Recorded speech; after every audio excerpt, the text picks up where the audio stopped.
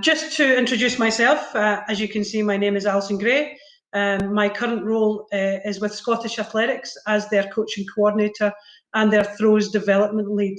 So my job is kind of dual in that I coordinate the coach education programme here in Scotland, but also I've got a technical lead for throws development for both coaches and athletes.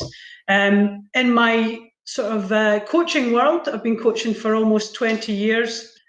Started out coaching at a club, working with exactly the athletes that we're going to discuss this evening, your foundation and fundamental aged athletes. Then went through working particularly in throws, which is where my expertise kind of lies. And I currently coach about half a dozen event group development athletes, so from ages of 16 to 20. So I've got mostly shot put discus athletes. So that's kind of where I am coming from. That's my background. So here are some of the session outcomes where we're going to sort of explore. We're going to consider the current picture. So the current picture that you find yourselves in as coaches. We're going to look at some of the barriers that may exist, some of the things that are precluding you from including throws in your sessions. We're going to discuss a multidiscipline or multi-activity structure to your coaching. So again, if it's something that you're looking to do to put that multidiscipline approach into the delivery, then we're going to sort of explore some of those considerations and talk about perhaps some of the benefits of that. I'm going to give you some session ideas for throws specifically. So again, if you're working with that foundation and fundamental age, what we're going to do is we're going to talk about some of the things that you could be putting in there, and then we're going to sort of signpost you to some support resources and where you can get some extra help in putting this all into place. Just some of the terminology, just some of the considerations as to where we are working and where this webinar is focusing. So this is the athlete development pyramid. If you've done any coach education with your home country federation, then this may be familiar to you. As I said, we're going to work in the bottom two rungs of that ladder. So we're going to look at the foundation and the fundamental aged athletes. So with regards to fundamentals first, these are the athletes that are probably just shy of 9 years of age. So this is your 7, 8, and possibly some of your 9-year-old athletes, either going into a run, jump, throw program or entering your club at the age of 9. We sort of, within coach education, certainly, we advocate that the focus with those young athletes is on the ABCs, developing their ability, their balance and their coordination, and honing those skills, getting ready for the next step in the pathway, which is the foundation level. So this is your 9 to maybe 11, possibly 12 years of age. And at this point, coach education within the UK advocates that you look at a multidisciplined run, jump and throw sort of structure to your sessions, to give those athletes that rounded and grounded development as they develop through the club setup and into the next steps, which are, of course, as you can see, the event group, the event specialism and the performance. So the event group is the 5 throws. So that's looking after athletes who are specifically doing shot, put, discus, throw, javelin throw, hammer throw, and of course the 5th throw, the para club throw. So that's where we are trying to prepare athletes in these fundamental and foundation stages to work into doing those 5 throws or some of those 5 throws within event group. And then, of course, as they move into event specialism, get a little bit older, or even into performance, then they're maybe looking at one of the 5 throws, for example. So just another bit of terminology and jargon, just really trying to sort of set the scene.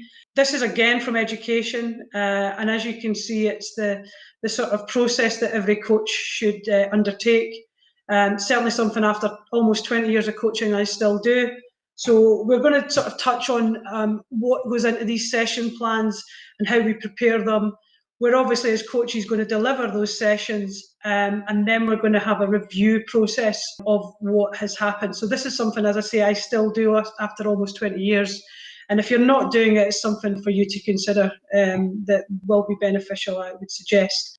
If you are embarking on moving throws either into or more into your sessions and exposing your young athletes to throws more readily, it may be also a consideration that review process might take a little bit longer because you're learning new skills. And of course, that review process is not only with yourself and analysing your delivery, it's asking the young athletes that you've worked with what they felt went well. It's also looking at working with peer coaches or lead coaches within your coaching structure to obtain any of that feedback to help review what you have done in this session with the new throws implementation considered, and how you prepare for the next session or next block of sessions. So let's firstly consider that current picture. So let's think about where we are as a sport, where our club structure is, and where perhaps you are in terms of your current picture. I'll jump a little bit around the slides if that's okay. I'm going to go to number 2 first, which is club structure and ethos. So the first consideration as to where you're at might be, is there structures in place at your club or at your training base to enable you to be able to implement throws or to develop the implementation of throws within your current coaching. And in terms of structure, I'm also making reference to perhaps some of the more traditional elements of clubs in the UK. A lot of clubs have, for example, Hares and Hounds, certainly more prevalent in Scotland, but maybe a term you're familiar with. Hares and Hounds are traditionally endurance clubs that were developed in the 19th into 20th century. So, for example, you may have a club structure that leans towards one type of event or event group, or it may even just be that the club structure doesn't lend itself to having too many young athletes feeding into the older age groups. So consideration is, what is the current structure in your club? Is the structure in place to enable a change to the younger age groups, the foundation and fundamental athletes? And I've just touched on that ethos. Is the ethos to implement? It's worth saying at this stage as well, it is very challenging for any clubs to be everything to every athlete. So to look after every event group, to look after every type of discipline within the sport, and to look after every age group in which we can provide coach and club support to athletes. So it's just worth considering that picture in your own setting. The other thing to consider, of course, is the facilities and the equipment. So I would advocate that with the fundamentals and to some extent the foundation athletes, that we don't necessarily look at using live equipment. We look at adapted equipment, such as a foam javelin or a quoit or a hula hoop to do the discus, for example. Even going down to the basics of a ball in a bag to practice hammer swings and releases. So is that equipment available to you, or is the facility where you coach only got a bunch of old rusty heavy hammers and shots and some massive javelins that are a size and a half bigger than the child that is potentially going to be using them? So just to think about the equipment that you have, and also the facility. Some of the considerations that you may have to make is your facility got an area where, for example, you've got access to a sports hall, and then with that sports hall, can you then maybe do some throwing in the winter and in the colder evenings, and not have the children cold and disengaged because they're freezing, and you're asking them to throw a ball or as I say, a hula hoop, etc. So just a little bit of a consideration. What is the current picture? Is there adapted kit? Is there adapted space if you need it to conduct some sessions of throws with these young athletes? Your coaching journey to date, so it may be that you have to consider where you are as a coach, where your skill set lies, what confidence levels you have, and we'll touch on that a little bit when we come to barriers, but what sort of competence level you have as a coach, and whether that competence level enables you to coach with an effective delivery style, or whether there's some additional learning for you to consider. COVID, we can't obviously move away from the situation with COVID at this current time. So certainly for the short to medium term, there's additional considerations around how you can effectively coach. It is great that in the UK, most of the home nations, the guidance from their governments allows us at this present time to coach. But of course, there are constraints on numbers and space and social distancing and ensuring that that session goes ahead in the safest manner. It also potentially might affect us going forward. I'm by no means a COVID expert, but I am obviously a coach and I do work for a governing body within the sport of athletics. And on that basis, I have got some awareness of what's going on. And it may be that COVID is with us for a longer period of time, and those considerations of the current picture will extend into next year, and who knows, unfortunately, how long COVID is going to be affecting not only sport, but of course people's day-to-day lives. And it may also affect that competition structure as well. In Scotland, we managed a little mini open competition series, which was facilitated by Scottish Athletics. So we basically had 4 competitions towards the end of the traditional track and field season. But within those competitions, we had to put extra measures in place, such as athletes were only able to declare, warm up, compete and leave.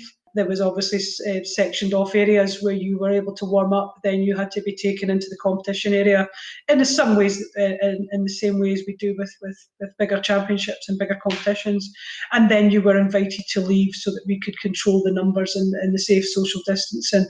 It also meant that we had smaller event pools, so we could only have restricted number of athletes. So rather than normally having around 700 or 800 athletes in one weekend, we were restricted to having 100, 150 per day at each of the competitions. Excuse me. So that is another consideration. The current picture is that competition is kind of happening, but it's happening on a restricted basis. And again, moving forward, that along with COVID may restrict what happens 2021 and beyond. Just another consideration of where we are, what might be for you the current position, is 21st century kids. And I'm sure you've considered this yourself, or you've maybe spoken of it previously, but the changes in the way that children spend their social time, even the changes in education in terms of the amount of PE and the curriculum that's available to them, it means that we've got a more inactive pool of young athletes coming into our sport. And as a consequence of that, it means that sometimes as coaches, we have to take a couple of steps back and we have to perhaps do some of those more basic ABCs, that ability, balance and coordination skills that perhaps an 8, 9-year-old may have had, 20, 30, 50 years ago. But sadly, just with the nature of how children spend their social time these days, you perhaps haven't got that in place. So again, it's just another consideration. If you have coached for a number of years like myself, you may have noticed this change in the skill set of young athletes coming into our sport. And it's just down to the social interactions and the time that they spend when they're away from school and structured learning that has influenced the level of competence that the athletes perhaps are coming to you with. Let's just touch on, so we've talked about where you might be at this point in time. Let's talk about some of the benefits of this consideration, having throws as part of your fundamental or your foundation athletes training. And as you can see, of course, it will develop a more rounded athlete. It will give you an athlete just with more skill set. If you're developing those ABCs and you're mixing it in with some run, jump and throw structure, the athletes will become more rounded. You can continue, of course, to work on those ABCs even as they move into more developed athletes, older athletes.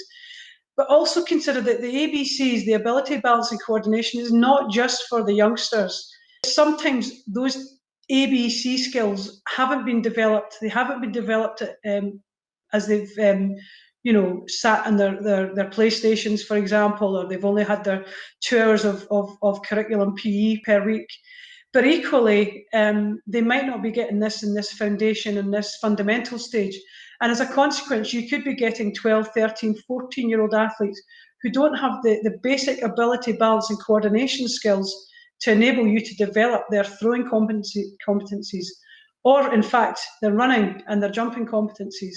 So it's always a consideration that you can continue to work those ABCs, but you may be challenged with the fact that children don't have those. It gives you an option of giving more variety into your athletes' training plans. So when you're writing those sessions, when you're preparing those deliveries, just adding in some throws or jumps or even more complex running, such as hurdles or relay practice, or more complex endurance, such as introducing things such as race walking or steeplechase. All of those things give more variety to your training plans. And the other consideration is that the children, their fitness levels will develop as they develop into older athletes. So it's not necessary for the sessions that you might see with older athletes, or the sessions you may have experienced as an athlete or as a coach yourself working with the older age groups. It's not necessary to spend 3/4 of the time doing running and conditioning sessions, when actually those sessions can develop as the athlete gets older. For me, the key at this stage is to develop their basic skill sets in the event groups, and those ABCs that I've spoken about. But it does help. It does help in that it can the experiences that you can give, and those basic skills will give you a better athlete moving on to the event group. So if you're looking at moving these athletes on, or moving on yourself as a coach with these athletes, then the opportunity is there for you to have a more skill set 12, 13, 14-year-old who's maybe decided, and maybe looking at their competencies, is going to be a field athlete, is going to be a thrower. It gives you that grounding that those athletes can move seamlessly into that event group, and then that athlete and coach, or yourself and that athlete, can then accelerate the delivery of sessions and accelerate the level of attainment that athlete can have in the sport. And of course, if you aren't doing this, it can obviously upskill you as a coach. One of the things I learned when I started, I spent the first 10 years of my coaching working, as I've said, in a club setting, and within that club setting I worked within a range of event groups. I worked with a range of ages and stages of athletes, and certainly dipping your toe into the water and then diving in after it and putting yourself under a little bit of a learning pressure, will definitely upskill you as a coach. Moreover, as you sort of go into the event group, if that's where you either are or that's where you aspire to be as a coach, you will also develop an understanding of the fact that jumping and throwing and running are part of every athlete's training, and they all complement each other within a training environment. So if, for example, you do have an event group thrower, so they're no longer doing the ABCs as much, they're no longer doing a run, jump, throw every session, but what they might be doing is they'll be doing some sprinting for speed, they'll be doing some plyometric jumping movement for speed and power and elasticity. And of course, they will be throwing, both in terms of conditioning, but also in terms of technical work. So it definitely will upskill you as a coach if you are looking to go into this and do take the plunge, as it were.